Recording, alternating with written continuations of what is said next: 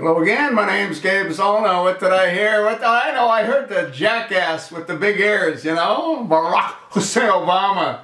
What did he say? Well, he said that, you know, I haven't had to use my veto pen too often. Well, you know why the jackass didn't have to use his veto pen? Because Harry Reid wouldn't bring anything up into the Senate for a vote, unless it was something that Harry Reid wanted, period. So now what's going to happen? Well, the Republicans take control of the Senate, and they've had the House. They continue to having control of the House, but what's going to come of it? Well, probably nothing, and here's why. No matter what the House proposes, and no matter what the Senate agrees to, they got the big floppy ears. He's got the pen. So, until he signs it into law, all they've done is gone through a mental masturbation, because it won't accomplish anything. And what's Obama going to continue doing with his pen and his phone? Well, he's going to keep doing with his pen and with his phone what he's already done. Yeah, he just signs executive orders. That's all he's going to do. And there's nothing that the Senate or there's nothing that the House of Representatives can do. And if Bonner is allowed to stay as the leader of the House of Representatives, the funding that Obama wants will be readily available, as it has been throughout Obama's presidency. The thing's a joke. The midterms were the second most expensive election in this country's history. And you know what they're going to accomplish? Nothing. There's not going to be a single bill that's going to pass that Obama is going to sign off on, that the House approves and that the Senate approves. There won't be one single bill. Nothing. Unless it meets Obama's criteria. And we all know what that is. Spend, spend, spend. Continue to arm, equip, and fund the enemies of America. Unless it meets that criteria, forget about it. And is jackass Obamacare? What's that going to accomplish? Nothing.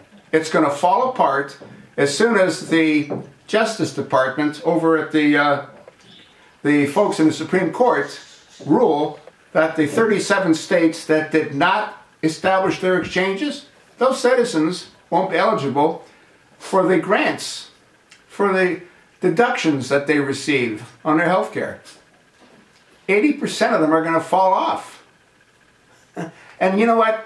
Even if they stay on, that number is about equal to those that lost their insurance. And all of those that had insurance didn't have subsidies. They all paid the entire premium.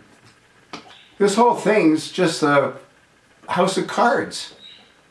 Out of those 6 or 7 million that they have, how many are receiving subsidies?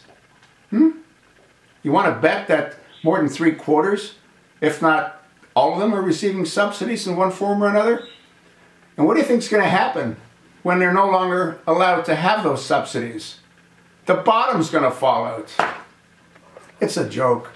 You know, I said this before. It doesn't make any sense that if the American people say that they're not happy with the ruling party, that ruling party can continue to rule. The day that the switch is made, as far as what the American people want, that's when the switch should be made.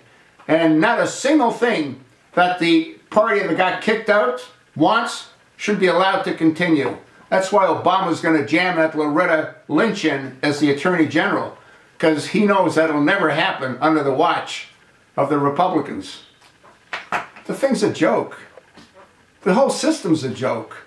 You need to have these people that are in Congress drug tested, just like you drug test police and you drug test airline pilots. You need to have term limits on them. They can't pull a Jeffrey the Flake Flake where he spends 10 years as a congressman, 5 elections, and he keeps getting reelected. And then he becomes a senator. The thing's a joke.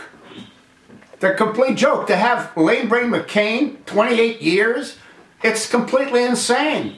to have Diane Frankenstein, who's 80 years old, she should be in a assisted living home. Oh, beside her, you know who should be beside her? Pelosi. I gotta believe back in the day, Pelosi was one of those that dropped LSD, and the effects of it are still with her. The whole thing's insane. The system doesn't work. It never has worked. The founding fathers never thought that the people that worked in Congress would become the 1%ers. That was never part of the plan. Thing's a joke. Complete joke. The system's a complete farce. It needs to be completely gutted and overhauled. It has to go back to a volunteer basis where people care about the country, not about themselves. That's sort of what I think. And you know what? I don't even care what you think.